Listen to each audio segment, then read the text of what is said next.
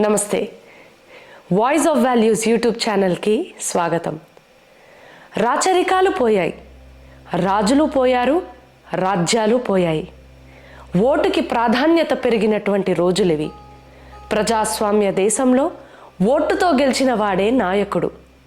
మరి ఇటువంటి కాలంలో 500 సంవత్సరాల పాటు పోరాటాలు చేసి 7 దశాబ్దాలుగా న్యాయ పోరాటం చేసి ఆ ప్రాంతాన్ని గెలుచుకోవడానికి కారణమేమిటి? రాముడు రాజనా? మరి ఈ నేలని అశోకుడు, చంద్రగుప్తుడు లాంటి చక్రవర్తులు పరిపాలించారే. ఒక్క శ్రీరామునికే ఎందుకింత ప్రాముఖ్యత, ఎందుకింత ప్రాధాన్యత? శ్రీరాముని పట్ల భారతీయులకు ఎందుకింత భక్తి, ఎందుకింత మమకారం? ఎందుకు భారతీయుల నరాల్లో రామతత్వం ప్రవహిస్తుంది? ఎందుకు భారతీయుల ప్రతి బంధుత్వంలో పదే పదే రాముణ్ణి తలుచుకుంటూ ఉంటారు? అసలు ఎందుకు ప్రతి వ్యక్తి తానే ఓ రాముణ్ణి కావాలని ఆశిస్తూ ఉంటాడు? దానికి కారణం, ఈ విశ్వాన్ని శాసించగలిగేది, జయించగలిగేది ఏదైనా ఉందంటే అది ధర్మం మాత్రమే. మరి ధర్మం అంటే ఏమిటి? ధర్మం అంటే సత్యమా? ధర్మం అంటే విలువలా? ధర్మం అంటే హక్కులా? ధర్మం అంటే బాధ్యతలా? ధర్మం అనే పదానికి నిర్వచనం అనిర్వచనీయం.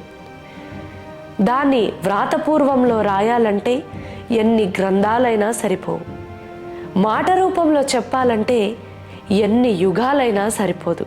ఒక్క మాటలో చెప్పాలంటే మనిషి తాను నిర్వర్తించవలసినటువంటి బాధ్యతలని, తాను పరిరక్షించుకోవలసినటువంటి హక్కుల్ని కాపాడుకుంటూ ఎన్ని కష్టాలు వచ్చినా, ఎన్ని నష్టాలు వచ్చినా విలువల్ని కోల్పోకుండా సరైన స్వచ్ఛమైన జీవనం సాగించే జీవన విధానమే ధర్మం. అటువంటి ధర్మానికి నిలువెత్తు నిదర్శనం శ్రీరామచంద్రమూర్తి. అటువంటి ధర్మానికి ప్రతీక ఆ దశరథాత్మజుడు. అటువంటి ధర్మానికి మానవ స్వరూపమే ఆ సీతాపతి. ఇంకా నిక్కచ్చిగా చెప్పాలంటే రాముడే ధర్మం, ధర్మమే రాముడు. శ్రీ రామాయణంలో బాలకాండలో మొదటి సర్గంలో చెప్పినట్టు సర్వభూతేశహితుడు, వీర్యవంతుడు, గుణవంతుడు, ఇటువంటి 16 కళ్యాణ సద్గుణాలు కలిగినటువంటి శ్రీ రఘుపతి పరిపూర్ణమైనటువంటి మానవుడిగా ఇతిహాసాలు, గ్రంథాలు, చరిత్ర చెప్పింది. అటువంటి కళ్యాణ గుణగణాల లక్షణాలు కలిగినటువంటి శ్రీ రామచంద్రుడు మానవాళికి ఒక ఆదర్శమయ్యాడు. ఇన్ని గుణాలను మనం చదవడం వేరు, వినడం వేరు, తెలుసుకోవడం వేరు. కానీ ఆ అయోధ్య పురాధీశుడైనటువంటి శ్రీరామచంద్రమూర్తి విన్నాడు, చదివాడు, తెలుసుకున్నాడు, తానే అవి అయ్యి జీవించాడు. అటువంటి రాముడిచ్చినటువంటి సంస్కృతిని, అటువంటి రాముడిచ్చినటువంటి జాతిని పరిరక్షించుకోవాల్సినటువంటి బాధ్యత ప్రతి భారతీయుడిలో ఉంది. కాబట్టే 500 సంవత్సరాల పాటు పోరాటాలు చేసి ఆ మహనీయుడు పుట్టినటువంటి భూమిని కాపాడుకున్నాం. రాముడు జన్మించినటువంటి ప్రాంతాన్ని న్యాయ పోరాటం చేసి గెలుచుకున్న కాలంలో మనము ఉన్నాం. అయోధ్యలో రాముడు నడయాడినటువంటి ప్రాంతంలో మందిర నిర్మాణాన్ని ఈ కళ్ళతో చూసేటటువంటి మహద్భాగ్యాన్ని ఆ మర్యాద పురుషోత్తముడు మనందరికీ ప్రసాదించాడు. రాముడు పుట్టినప్పుడు రామరాజ్యంలో ఉన్నటువంటి ప్రజలు ఎంత అదృష్టవంతులో, ఇప్పుడు ఈ కాలంలో మనము అంతే అదృష్టవంతులం. బహుశా అప్పటి వాళ్ళమేనేమో మనమంతా. ఇటువంటి మర్యాద పురుషోత్తముని జన్మస్థానంపై చారిత్రాత్మకమైనటువంటి తీర్పు ఇవ్వడానికి 70 సంవత్సరాలు పట్టింది.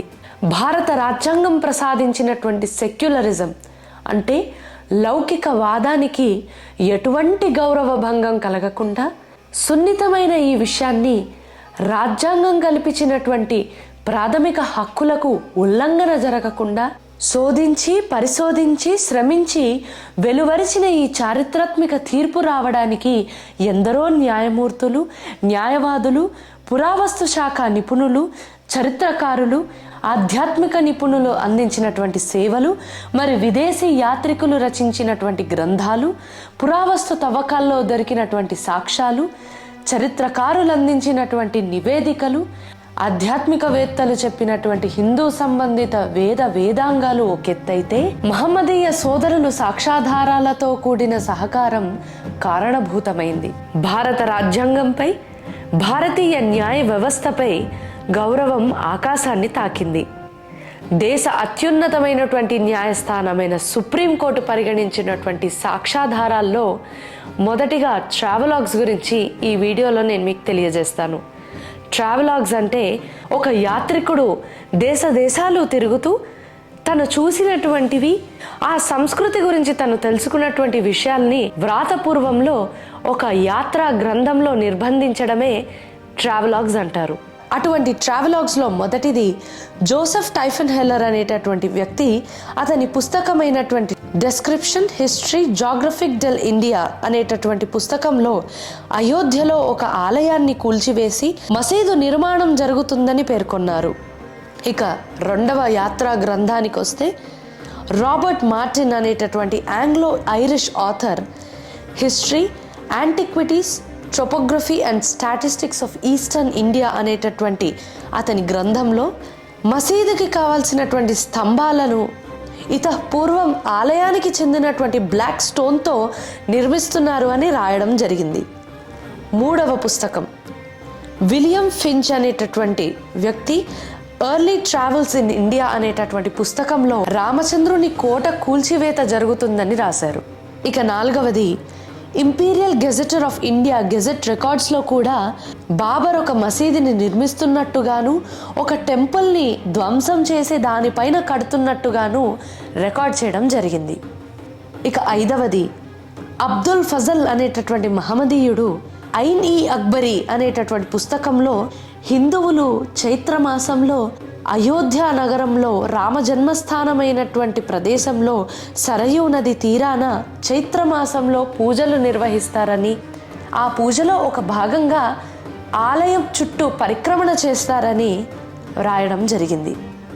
సుప్రీంకోర్టు పరిగణించినటువంటి సాక్ష్యాధారాల్లో ఆరవ పుస్తకం తారీఖ్ ఈ అవధి అనేటటువంటి పుస్తకంలో అలామా అనేటటువంటి వ్యక్తి బాబర్ రామ జన్మస్థానమైనటువంటి ప్రదేశంలో ఒక మసీదును నిర్మిస్తున్నట్టుగాను, ఆ మసీదు ఒక ఖాళీ స్థలంలో కాకుండా రామ్ కోట్ మరియు ఆలయాన్ని కూల్చివేసి దానిపైన నిర్మిస్తున్నట్టుగా పేర్కొనడం జరిగింది. ఇటువంటి పుస్తకాలను, ఎన్నో గ్రంథాలను సుప్రీంకోర్టు సాక్ష్యాధారాలుగా పరిగణించడం జరిగింది. అలాగే ఆర్కియాలజికల్ ఎవిడెన్సెస్ అంటే పురావస్తు తవ్వకాల్లో దొరికినటువంటి సాక్ష్యాధారాలు. ఆర్కియాలజికల్ సర్వే ఆఫ్ ఇండియాకి అప్పుడు డైరెక్టర్ జనరల్గా వ్యవహరిస్తున్నటువంటి బీబీ లాల్ గారు మసీదు కింద ఒక ఆలయం ఉన్నట్టుగా కనిపెట్టిన మొదటి వ్యక్తి. బీబీ లాల్ గారి టీం అంతా కలిపి 9 మంది ఉండేవారు. అందులో ఏకైక ముస్లిం వ్యక్తి కేకే మహమ్మద్ అనేటటువంటి వారు. మొదటి పురావస్తు శాఖ వారు చేసినటువంటి తవ్వకాల్లో వెస్ట్ నుండి సౌత్ వరకు ట్రెంచెస్లో నదర్న్ బ్లాక్ పాలిష్ వేర్ దొరకడమే కాక పూర్ణ కలశాలు కలిగినటువంటి 12 స్తంభాలు బయటపడ్డాయి. అంతేకాక అష్టమంగళ చిహ్నాలు కలిగినటువంటి దేవీ దేవతలే కాక పూర్ణ గంటలు, కిరీట ముఖాలు, యక్షిణీలు, యక్షులు, కమలాలు దొరకడంతో పాటు అవి 12 నుండి 16వ శతాబ్దానికి చెంది ఉండొచ్చని నిర్ధారణ కూడా జరిగింది. ఇకపోతే ఆర్కియాలజికల్ సర్వే ఆఫ్ ఇండియా చేసినటువంటి రెండవ ఎక్స్కవేషన్లో హరి మంజీ మరియు బిఆర్ మణి నాయకత్వంలో 50 స్తంభాలు దొరకడం జరిగింది. ఈ 50 స్తంభాల పైన కమలాలు, కౌస్తుభం జ్యువెల్స్, క్రొకడైల్ ఫేస్ అంటే మకరంతో కూడిన ముఖాలు, శిఖరం, యజ్ఞకుండం, 263 ఋషులు, దేవతల తెర్రకోట విగ్రహాలు బయటపడ్డాయి. అంతేకాకుండా జైన మతంలో ప్రముఖులైనటువంటి 4 తీర్థంకరాల యొక్క ఆనవాళ్లు వెలుగులోకి వచ్చాయి. ఇక అన్నిటికంటే ముఖ్యమైనది విష్ణుహరి శిలాఫలకం. ఈ ఇన్స్క్రిప్షన్ పైన ఈ ఆలయం 10 తలల రాక్షస రావణుణ్ణి వధించిన ఒక యుగ పురుషుడికి చెందినదని అందులో చాలా స్పష్టంగా వివరించి ఉంది. ఇప్పుడు సుప్రీంకోర్టు పరిగణించినటువంటి సాక్ష్యాధారాల్లో అతి ముఖ్యమైనటువంటి హిందూ గ్రంథాల గురించి నేను మీకు ఇప్పుడు వివరిస్తాను. ప్రప్రథమంగా శ్రీమద్ స్కాంద పురాణంలో అయోధ్య మహత్యంలో రామ జన్మస్థానం యొక్క లొకేషన్ చాలా క్లియర్గా మెన్షన్ చేయడం జరిగింది. తస్మాత్ స్థానత ఏషానే రామ జన్మ ప్రవర్తతే, జన్మస్థానమిదం ప్రోక్తం మోక్షాది ఫలసాధనం, విఘ్నేశ్వరాత్ పూర్వభాగే వశిష్ఠాత్ ఉత్తరే తథ లోమసాత్ పశ్చిమే భాగే జన్మస్థానం తతస్మృతం. అంటే పడమర వైపు విఘ్నేశ్వరుడు, దక్షిణం వైపు వశిష్ఠుడు, తూర్పున లోమస మహర్షి ఎక్కడైతే నెలకొన్నారో అక్కడ రాముని జననం జరిగినట్టుగా ఈ శ్లోకం మనకి తెలియజేస్తుంది. 1100 సంవత్సరాల క్రితం నమ్మాళ్వార్ రచించినటువంటి తిరువాయమొళి, తమిళ్లో శ్రీరాముణ్ణి ఐరామపిరన్ అంటారు, మరి అయోధ్యని అయోటిల్ అంటారు. 1100 సంవత్సరాల క్రితమే నమ్మాళ్వార్ వారు కర్పార్ ఐరామపిరనై అల్లాల్ మట్రుం కర్పరో పుల్పా మటుల పుల్లెరుప్పాది ఒన్రిండ్రియే నల్పాల్ అయోటిల్ వரும் కర్కారమున్ నాన్ముగనాన్ పెట్రనార్తులే అని రచించారు. హిందూ గ్రంథాలకు చెందినటువంటి 3వ సాక్షాధారం గరుడ పురాణానికి చెందినటువంటిది. అయోధ్య, మథుర, మాయ, కాశీ, కంచి, అవంతిక, పూరి, ద్వారకాదిశ్చైవ సప్తైత మోక్షదాయక అని గరుడ పురాణంలో అయోధ్య గురించి ప్రస్తావన జరిగింది. అయోధ్య రాముడు జన్మించినటువంటి స్థలం కనుక మోక్షానికి దారి చూపేటటువంటి ఉత్తమోత్తమైనటువంటి పుణ్యక్షేత్రంగా గరుడ పురాణం మనకి తెలియజేస్తుంది. ఇక 4వ ఎవిడెన్స్కి వస్తే సిక్ మతానికి చెందినటువంటి దశం గ్రంథ సాహిబ్లోని 209వ చాప్టర్లో ఇలా రచించారు. బాట్ తీన్ దిశాతిహో సుత్ రాజధాని రామ్. దీని అర్థం ఏమిటంటే దశరథుడు తను పరిపాలించేటటువంటి ప్రాంతాన్ని 4 భాగాలుగా విభజించి వాటిని తన పుత్రులకు అందజేసి అందులోని రాజధాని అయినటువంటి అయోధ్యను రామునికి అందించినట్టుగా దశం గ్రంథ సాహిబ్ మనకి తెలియజేస్తుంది. ఇంతకంటే ఏం నిదర్శనం కావాలి? రాముడు అయోధ్యని ఏలాడనడానికి, అక్కడే రాముని యొక్క కోట కూడా ఉండింది అని తెలియజేయడానికి ఇంతకంటే ఇంకే సాక్ష్యాధారాలు కావాలి? 5వ సాక్ష్యాధారం కాళిదాస రఘువంశం. కాళిదాస కవి ఇక్ష్వాకుల యొక్క లైఫ్ హిస్టరీ, పాలిటిక్స్, లీనియేజ్ గురించే కాకుండా ఇక్ష్వాకులు ఆ కాలంలోనే మల్టీ స్టోరీడ్ బిల్డింగ్స్ అంటే 2కు పైగా అంతస్తుల మేడలను ఆనాటికే నిర్మాణం చేశారని ఈ గ్రంథంలో రచించడం జరిగింది. ఇటువంటి ఎన్నెన్నో సాక్ష్యాధారాలను సుప్రీంకోర్టు పరిగణించి 1045 పేజీల జడ్జిమెంట్లో ఆ ఆది పురుషుడు నిజంగానే అయోధ్య పురాధీశుడుగాను అయోధ్యలో సరయూ నది తీరాన జన్మించినట్టుగా నిర్ధారింపజేశారు. ఇటువంటి చారిత్రాత్మకమైనటువంటి తీర్పునివ్వడానికి దోహదపడ్డ ప్రతి ఒక్కరికి నేను నమస్కరిస్తున్నాను. ముఖ్యంగా ఆలయాన్ని కనుక్కున్నటువంటి బీబీలాల్ గారికి, కేకే మహమ్మద్ గారికి, 5 బెంచ్ జడ్జెస్ అయినటువంటి అప్పటి chief justice of India Ranjan Gogoi గారికి, ఆనరబుల్ జస్టిస్ అశోక్ భూషణ్ గారికి, ఆనరబుల్ జస్టిస్ బోబ్డే గారికి, ఆనరబుల్ జస్టిస్ చంద్రచూడ్ గారికి, ఆనరబుల్ జస్టిస్ అబ్దుల్ నజీర్ గారికి, మరీ ముఖ్యంగా రామజన్మభూమి కేసుని వాదించినటువంటి న్యాయవాది కె పరాశరన్ గారికి భారతీయుల తరఫున శతకోటి నమస్కారాలను తెలియజేస్తున్నాను. 14 సంవత్సరాల వనవాసమైన, 500 సంవత్సరాల పోరాటమైన చిట్ట చివరికి యతో ధర్మస్తతో జయః.